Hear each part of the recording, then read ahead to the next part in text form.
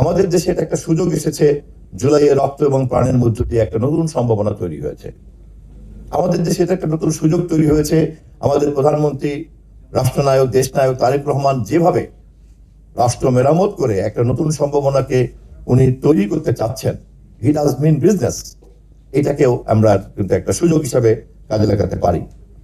ফলে গণমাধ্যমের সাংবাদিকতা জগৎ যেই মালিক পক্ষ যার উপরে নির্ভরশীল, এবং যেই মালিক পক্ষ বিজ্ঞাপনদাতাদের উপরে নির্ভরশীল, এবং যেই সরকার জনগণের সমর্থন ধরে রাখার জন্য পাঠক দর্শক নির্ভর যে সমাজ, তাকে আস্থায় রাখার জন্য যে তার লক্ষ্য আগ্রহ, সেখানে সরকার এবং মালিক পক্ষের একটা আন্তঃসম্পর্ক এই সমাজে তৈরি হয়ে যায়, যা আমরা বিগত সরকারের আমলে দেখেছি।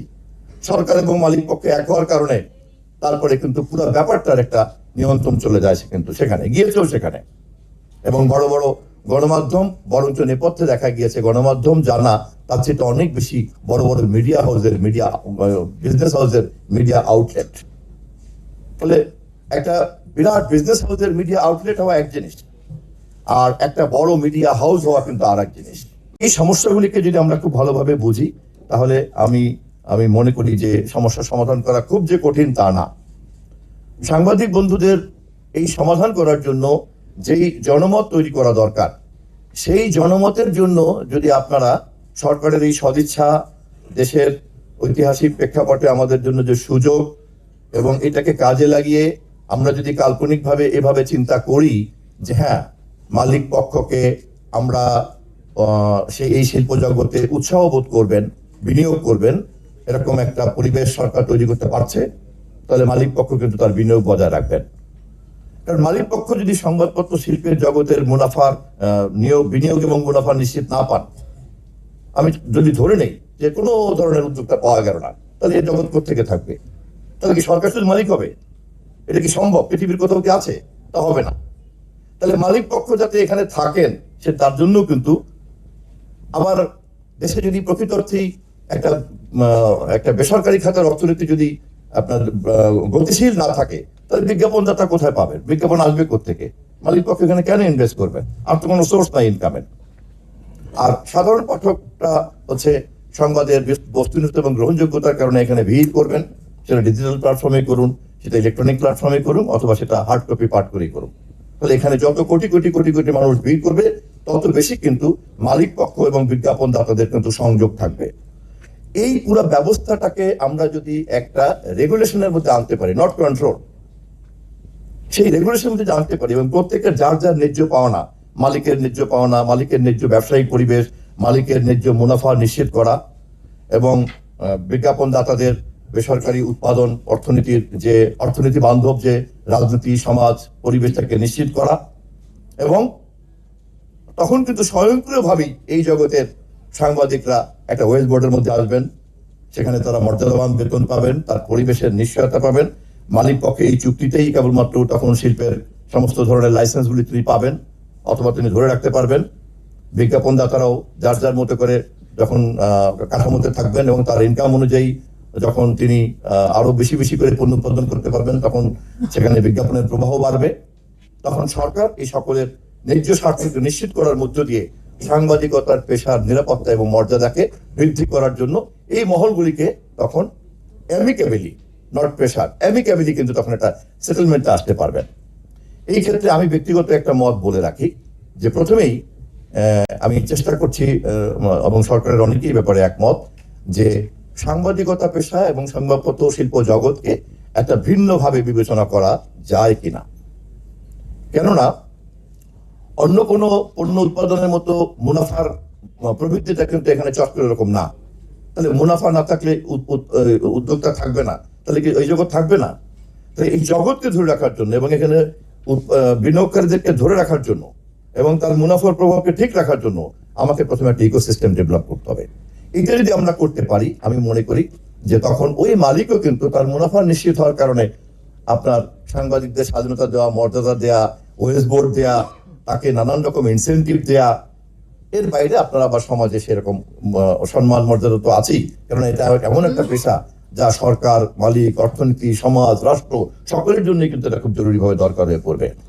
ফলে আমি আপনাদের সকলের কাছে এইভাবে বিবেচনা করার জন্য আহ্বান রাখছি যে আমাদের প্রথমত সরকার পক্ষ এবং মালিক পক্ষ এবং দেশের উৎপাদনশীল অর্থনীতির নিশ্চয়তাটা হচ্ছে আমি মনে করি কি পয়েন্ট, এবং এই কাজে যাতে সরকার এগিয়ে যেতে পারে সেই ক্ষেত্রে আপনারা যারা এখন সাংবাদিকতা জগতে আছেন, এই সংকটকালীন সময়েও আপনারা যারা ভালোভাবে একটা সুন্দর জিনিসকে প্রত্যাশা করছেন, আপনারা যদি সরকারকে সহযোগিতা যেভাবে করছেন এই মুহূর্ত পর্যন্ত, যেমন বললেন যে এখন পর্যন্ত সরকার অনেক বন্ধুসুলভ দায়িত্ব পালন করছে, এই উৎসাহগুলো যদি আপনারা দিতে থাকেন, যে ইতিমধ্যে সম্পাদক পরিষদ মাননীয় প্রধানমন্ত্রীকে দিয়েছেন, মালিক পক্ষকে দিয়ে এসেছেন, আপনারা আজকে দিলেন, তাহলে সরকারও কিন্তু তখন উৎসাহিত হবে যে হ্যাঁ আসলেই একটা এই মিডিয়া ইকোসিস্টেমকে একটা প্রাতিষ্ঠানিক রূপ দিতে হবে। এবং আমরা যখন এটাকে নিশ্চিত করতে পারবো, এর স্বয়ংক্রিয় ফলাফলটা কিন্তু পাবেন আপনারা সাংবাদিকরা, কারণ আপনারা এখানে কেউ বিত্তবান হতে আসেন নাই, আপনারা একটা মহান পেশায় কমিটমেন্ট নিয়ে আসছেন। ফলে আপনাদের এই পেশাকে, আপনাদের মর্যাদাকে, আপনাদের মেধাকে, আপনাদের দক্ষতাকে, যোগ্যতাকে নিশ্চিত করেই আপনাদের অর্থনৈতিক জীবনের সঙ্গে সঙ্গতিপরায়ণ বেতন কাঠামো নিশ্চিত করার দায়িত্ব মূলত সরকারের। সরকার সেই দায়িত্ব পালন করতে চায়, কিন্তু সরকার এই দায়িত্ব পালন করতে চাইলেই সরকার তো আর তহবিল থেকে টাকা দেবে না, জনগণের ট্যাক্সে টাকা দেবে না। তাহলে কিন্তু এই স্টেক হোল্ডারদের সকলের জন্য একটা সম্মানজনক সমাধানের কাঠামো তৈরি করতে হবে। আমার এই কল্পিত এই ব্যবস্থাটা মনে করেন যে নাই, তাহলে কি দাঁড়াবে? আমরা সবাই দেখতে পাচ্ছি কি দাঁড়াবে। যখনই এটা থাকে না, তখনই কিন্তু ন্যাচারালি মালিক পক্ষ গণমাধ্যমকে তার অন্যান্য সমস্ত বৈধ অবৈধ ব্যবসার বার্গেনিং এর হাতিয়ার হিসেবে ব্যবহার করতে চাইবেন, কেউ কেউ করতেই পারেন, কারণ কোনো তো রেগুলেশন নাই। তার ট্যাক্স ফাঁকি দেওয়ার কাজেও কিন্তু তখন মিডিয়া লাগে, এবং তার অন্যান্য সমস্ত অবৈধতা গোপন রাখার জন্য কিন্তু তখন মিডিয়া লাগে। সরকারকে ভয় দেখানো, আবার সরকারেও যদি জনগণের গ্রহণযোগ্যতা না থাকে, ভোট ছাড়া থাকতে হয়, তাহলে তাকেও আবার এই ধরনের অসৎ মালিকদের সঙ্গে আঘাত করতে হবে। এবং এভাবেই কিন্তু একটা সিন্ডিকেট তৈরি হয়ে যাচ্ছে গণমাধ্যমের ক্ষেত্রে। ফলে আপনারা যারা সাংবাদিক, সংবাদপত্র জগতের সবচেয়ে বড় অংশীদার, কিন্তু আপনারা কিন্তু এই জগৎ টিকিয়ে রাখার উৎসের দায়িত্বে আপনারা নাই। এই কথাটা শুনতে একটু খারাপ শোনাতে পারে, বাস্তবে এখানে কিন্তু সরকার, মালিক পক্ষ আর বিজ্ঞাপনদাতা। ফলে এই জায়গাটাতে যদি আমরা স্ট্রাকচার ঠিক করে ফেলতে পারি, তখন এর সবচেয়ে চূড়ান্ত ফলাফলটা পাবেন। আপনারা যেটা আকাঙ্ক্ষা করেন সেটাই কিন্তু আপনারা পাবেন।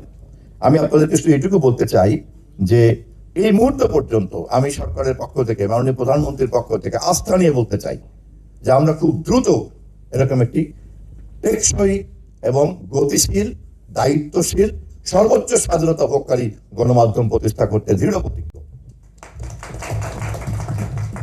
কিন্তু এই কাজ আমার একার না, আমি পারবো না। এই যে আমি এতক্ষণ যে স্টেক হোল্ডারদের কথা বললাম, অন্য কোনো জায়গাতে কিন্তু এতগুলি স্টেক হোল্ডারকে কিন্তু অ্যাসেম্বল করতে হয় না, এতগুলি কম্পোনেন্টকে কিন্তু অ্যাসেম্বল করতে হয় না। এই জগতে কিন্তু এতগুলি কম্পোনেন্টকে অ্যাসেম্বল করতে হয়, and everyone is powerful, everyone is productive, and everyone is inevitable.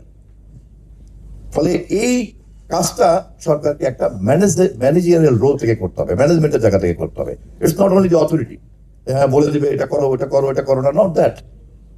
এবং আমি খুবই আন্তরিকভাবে এই সুযোগে ধন্যবাদ জানাচ্ছি দেশের সংবাদপত্র মালিক পক্ষকে, গণমাধ্যমের বিভিন্ন টেলিভিশন মালিক পক্ষকে, তারা সরকারকে সহযোগিতা করছেন।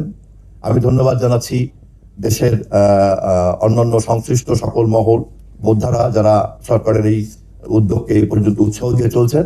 এবং আমি ধন্যবাদ জানাই আপনাদেরকেও যে আপনারা আমাদের এই পর্যন্ত আমাদের যে যাত্রা, এই যাত্রাতে আমাদের এই কাজে সবচেয়ে বড় অনুপ্রেরণাদাতা হিসেবে কাজ করেছেন।